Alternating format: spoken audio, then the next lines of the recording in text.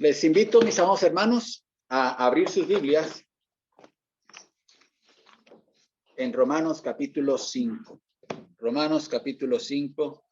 Y seguimos con esta, quiero recordarles el nombre de la serie de predicaciones en Romanos. Esta serie se llama La centralidad del Evangelio.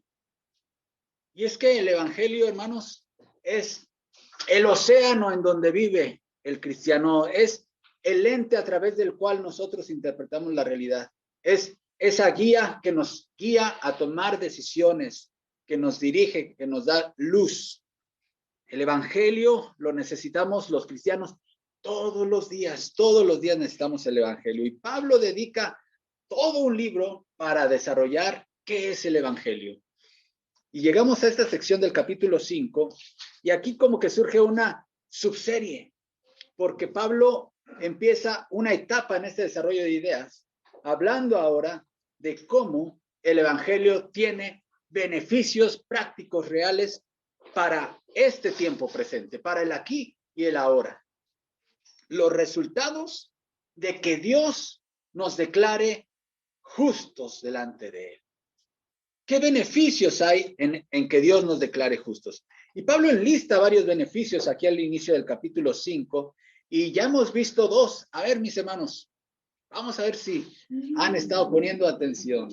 Ya vimos el primer beneficio, y si no se acuerdan, lo pueden ver aquí en su Biblia, en el versículo 1. El primer beneficio de que Dios nos declare justos es que tenemos paz con Dios.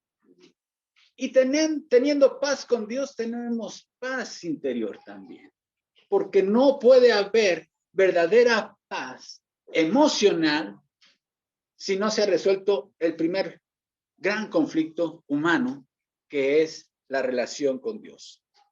Pero de ahí, hermanos, un segundo beneficio o resultado de la justificación que vimos, de que Dios nos declare justos, es que tenemos ahora un acceso a un trato privilegiado de parte de Dios para con nosotros.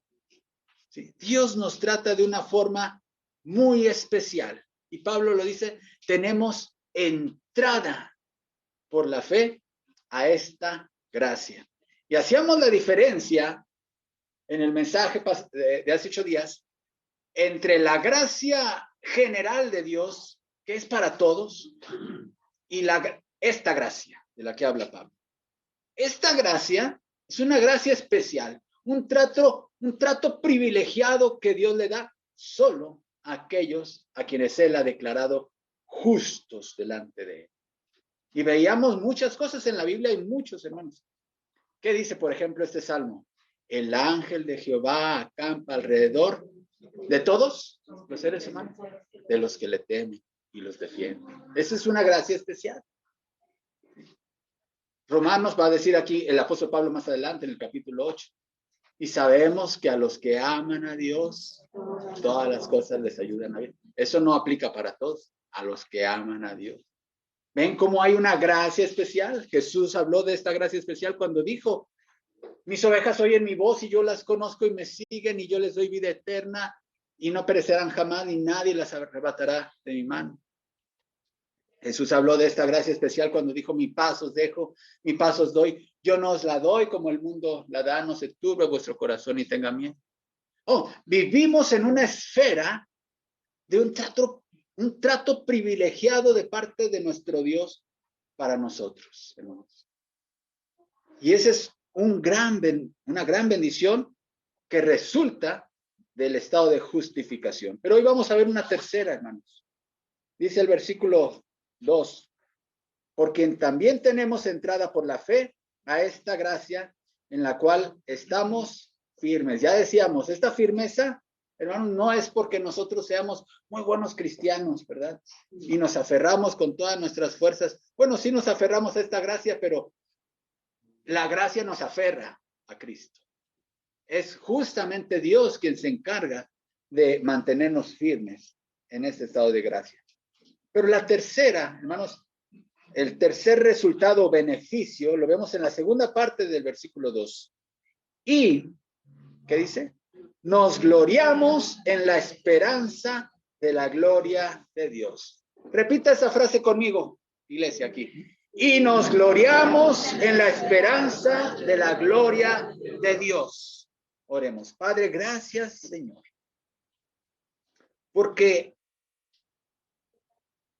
estamos, Señor, en una condición que no merecemos. Nos has declarado justos delante de ti, a pesar de ser pecadores, a pesar de merecer tu ira, Señor. Ahora recibimos los beneficios de la justificación. Ahora tenemos paz para contigo, Señor. Ahora gozamos de una gracia especial, un trato especial que tú tienes para con nosotros. Pero gracias te damos, Señor, porque nos has regalado ahora el gozo y una esperanza de gloria. Gracias te damos. Bendice ese tiempo, Señor. Bendice a los oyentes. Prepara los corazones, las conciencias, los espíritus, Señor. Y que tu palabra penetre y haga nuestras vidas y cumpla el propósito por el cual tú le enviaste. En Cristo Jesús oramos. Amén. Bueno, pues el tercer beneficio de haber sido justificados delante de Dios, hermanos, es que ahora nos gozamos, nos gloriamos en la esperanza de la gloria de Dios. Y en esta frase, hermanos, se hace referencia a tres necesidades emocionales que tenemos los seres humanos. La primera de ellas, hermanos, es que nosotros, todo ser humano, requiere ser libre de la culpa y la vergüenza que implica la culpa. Ya Pablo habló de la culpabilidad humana. El hombre es culpable delante de Dios, legalmente culpable. Hemos violado su ley. Y nos ha dado en nuestra constitución humana una vocecita que nos recuerda nuestro estado de culpabilidad, llamada conciencia.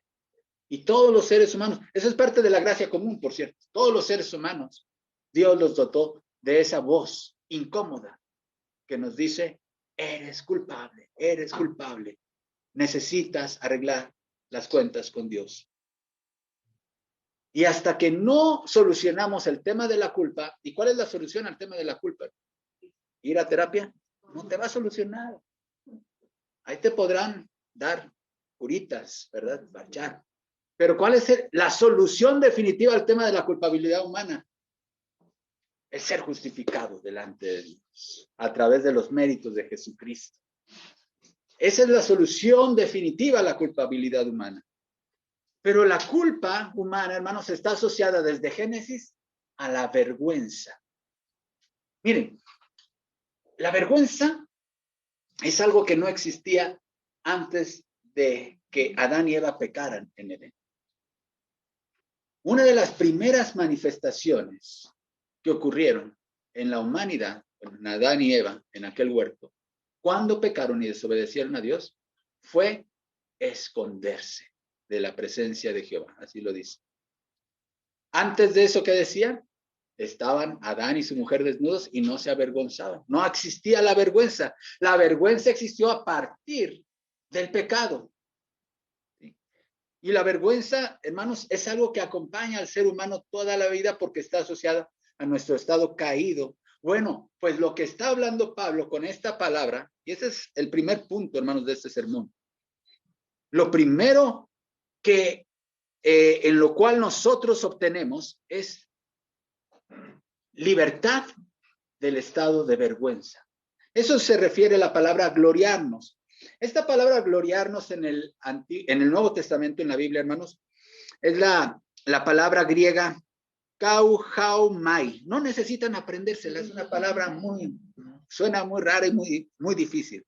Pero ¿qué significa? Miren, esta palabra, que aquí se traduce en nuestra Biblia, gloriarse, significa jactarse, hacer alarde, sentirse orgulloso, presumir o alegrarse. Ahora, normalmente estas expresiones no las asociamos con virtudes cristianas, ¿no? El orgullo, pues no es algo que la Biblia fomente en el ser humano, ni el ser fanfarrón, ni el andar alardeando. Pero debemos entenderlo en el sentido, hermanos, de que nuestra vergüenza ha sido quitada. Y ahora tenemos un motivo para gozarnos y regocijarnos. Es decir, lo que hace Dios cuando nos declara justos es quitarnos esos hojas de higuera para tapar nuestra vergüenza y nos viste con la justicia de Jesús. ¿Y qué dice? Levanta nuestra cabeza, dice el Salmo. Levanta nuestra cabeza. Y ahora vivimos con una vida digna, libre de vergüenza y con regocijo. ¿Sí? Porque ya no hay culpa.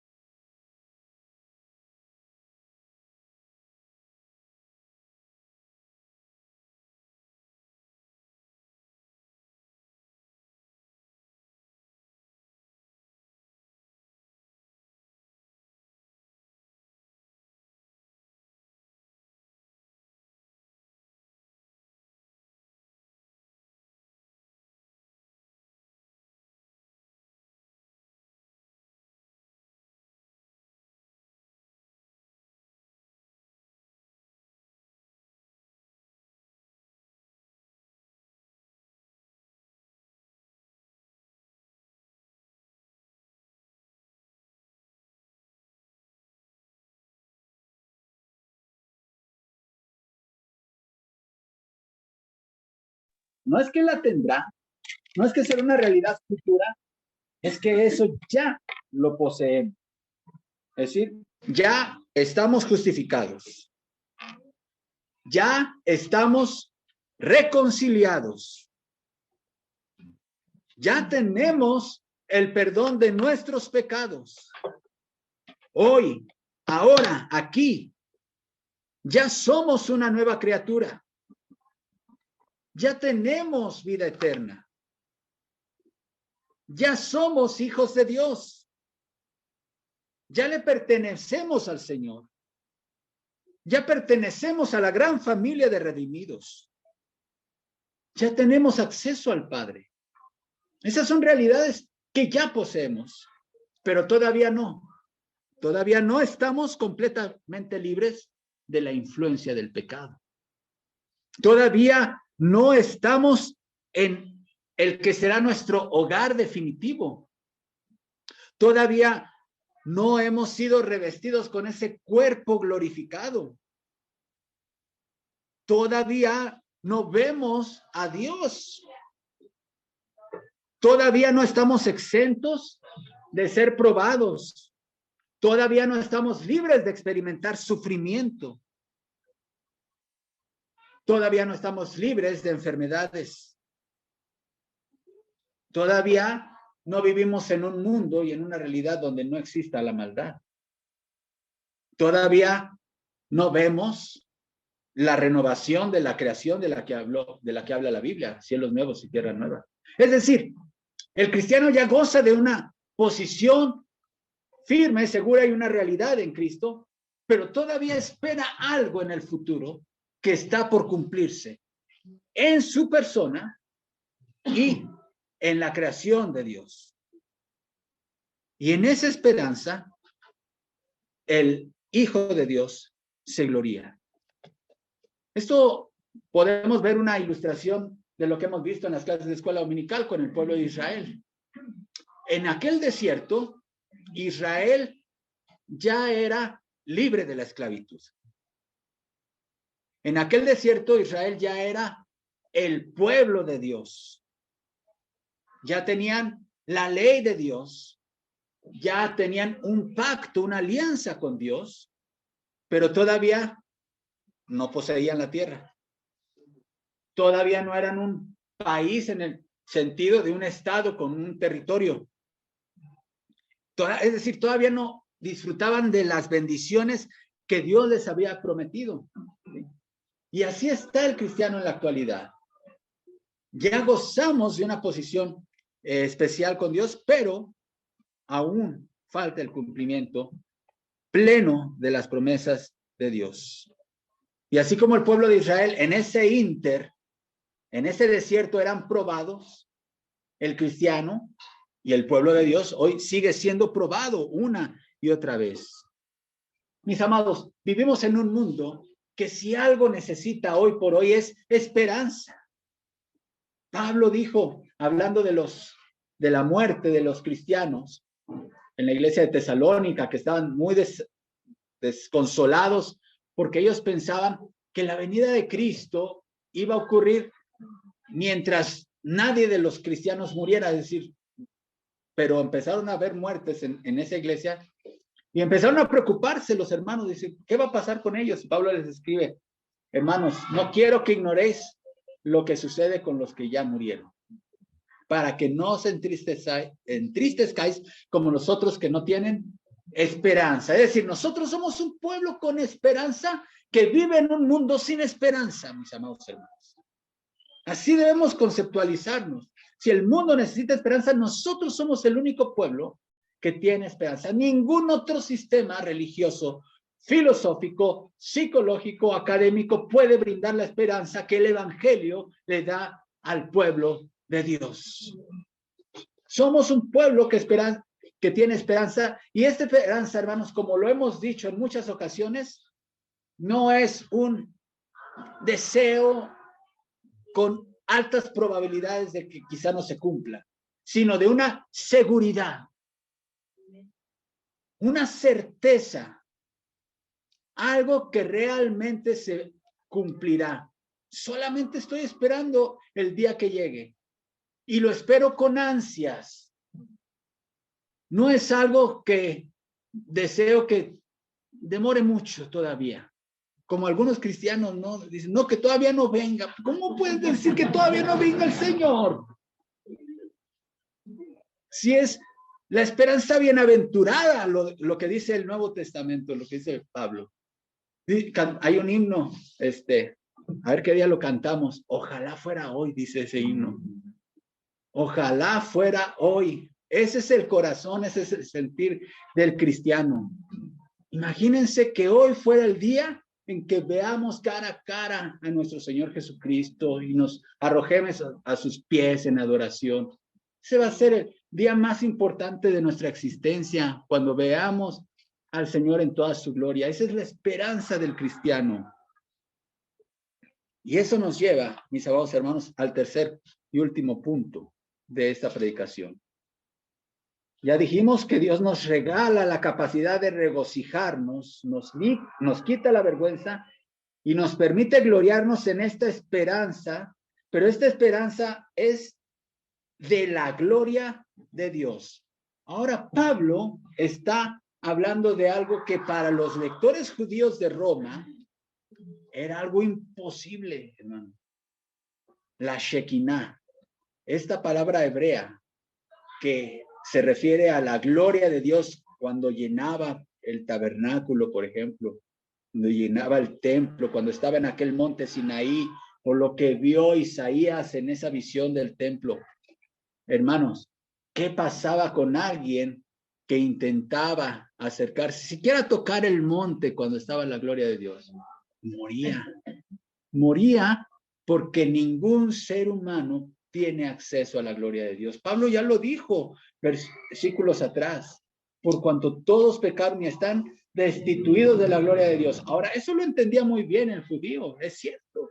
Ningún ser humano puede tener acceso a la gloria de Dios, pero aquí Pablo está diciendo que el que está justificado, aquel a quien Dios ha declarado justo, se gloría en la esperanza de la gloria de Dios. Es decir, la justificación nos da acceso a la gloria de Dios. Ahora estamos en Cristo. Ya pasamos de muerte a vida. Y hoy, hermanos, podemos tener disfrutes de destellos de esa gloria. De hecho, el apóstol Pablo dice que nosotros mismos somos renovados de gloria en gloria, de gloria en gloria. Pero un día, hermanos, esa comunión será plena. Será perfecta. Tendremos un acceso perfecto y eterno a la gloria de Dios, a la Shekinah de Dios. De hecho, fuimos creados por Dios para disfrutar de su gloria, disfrutar de su presencia, pero el pecado nos separó de esa posibilidad, hermanos. Pero hoy tenemos acceso a la gloria de Dios. ¿Cómo? Dios dejó un medio que muchas veces nosotros lo hemos menospreciado: la oración, la adoración. Ahí, en tu cuarto, en tu casa, en tu habitación secreta, tú puedes pasar tiempo en la presencia de Dios, contemplando y meditando en su majestad, en su gloria. Sabemos que vivimos tiempos donde la vida es muy acelerada. Salimos rápido de la casa y muchas actividades, muchos compromisos. Pero el cristiano tiene el privilegio de ir a la misma presencia de Dios y contemplar su santidad, adorarlo por lo que Él es. La oración, mis amados hermanos, no nada más es llegar con Dios con una lista larga de peticiones. Un día ve a la presencia de Dios en oración y del Señor, no vengo a pedirte hoy nada, vengo a adorarte por lo que tú eres. Gracias por tu misericordia, por tu amor, por tu bondad. Y exáltalo. Y esa experiencia, mi hermano y hermana, va a ser muy distinta, muy edificante, porque estarás experimentando la razón por la cual fuiste creado y creada. Bueno, ese compañerismo, si hoy resulta delicioso, hermano, imagínense cuando sea pleno, como cantábamos en este bello himno, cuando estemos en gloria, en presencia de nuestro Salvador. A una voz la historia diremos de nuestro Redentor. Esa es la esperanza del cristiano. Y dice Pablo, más adelante dirá, y la esperanza no avergüenza. No nos genera vergüenza, todo lo contrario. Todo lo contrario, ¿por qué? Porque nosotros tenemos una seguridad que no nada más aplica para esta vida, sino para más allá de la vida. Díganme, ¿cómo nos podríamos gloriar si nuestra esperanza fuera reencarnar en un ratoncito?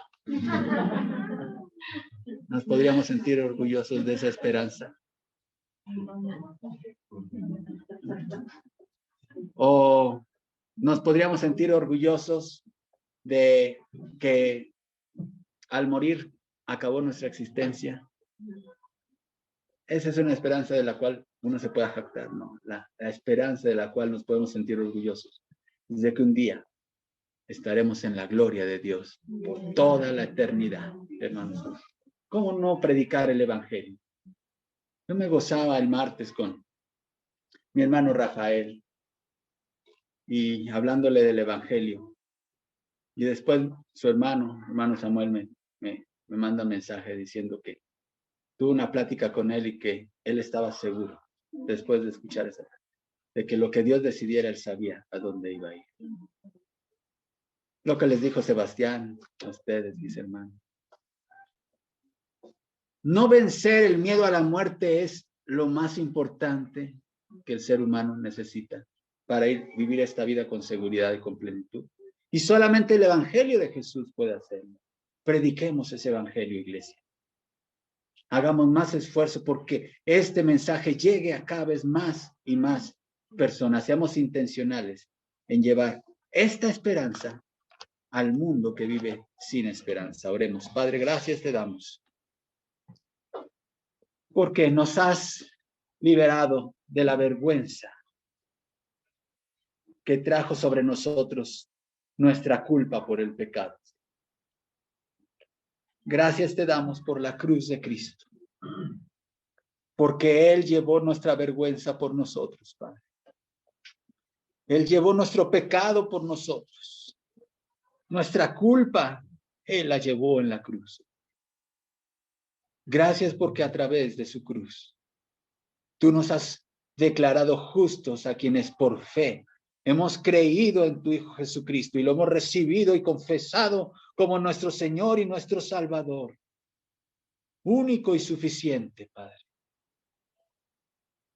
Pero hay mucha gente que quizá sigue viviendo en el pecado. Sigue viviendo en la vergüenza, escondiéndose de tu presencia. Porque sabe y su conciencia le dice que lo que está haciendo está mal. Padre, si alguien aquí presente en esta mañana, en este lugar, no te conoce, no ha experimentado el nuevo nacimiento, no está disfrutando de esta esperanza que tú otorgas a la humanidad a través de tu Hijo Jesucristo, te ruego que hoy sea el día en que tu Espíritu Santo toque su corazón, que tu Espíritu Santo lo guíe al arrepentimiento, Padre, y a poner su fe solo en Jesús. Señor, tú conoces los corazones, tú conoces las realidades espirituales de la gente, pero te suplico, Señor, que hoy tú hagas que alguien que no tiene esta esperanza la tenga a través de Jesucristo.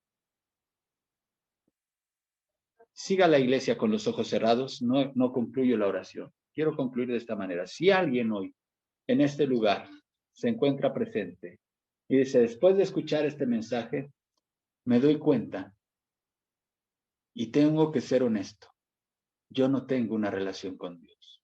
Quizá crecí en una religión, quizá crecí en una tradición religiosa, pero siendo honesto, mi vida no es lo que debe de ser. Deseo conocer a Jesús. Deseo entregarle mi vida a Jesucristo. Y deseo que en este día Él sea mi Señor y mi Salvador. Quiero esa esperanza de la que habló hoy el predicador. Y hoy quiero entregarle mi vida a Jesús. Quiero recibirlo como mi Señor y mi Salvador. Si alguien hoy quiere, de los que están aquí presentes, dar este paso de fe, solamente voy a pedir una cosa. Si Dios tocó tu corazón y sientes que Dios te está moviendo a entregarle tu vida a Cristo, ahí donde estás, mientras la iglesia tiene sus ojos cerrados, levanta tu mano y dile, yo quiero esa esperanza. Quiero que Cristo sea mi Señor y mi Salvador. Quiero rendir mi vida a Jesús. Quiero ser un seguidor de Él. ¿Habrá alguien? Muy bien, si no es así, oramos para que el Señor siga obrando en sus corazones. Padre, gracias te damos por tu palabra expuesta. Gracias te damos por la cruz de Jesús. Señor, tus tiempos son perfectos Y te ruego que si alguien que escuchó hoy tu evangelio no ha rendido su vida, que muy pronto lo lleves a esa decisión, guiada por tu Espíritu Santo, a entregar su vida a Jesucristo.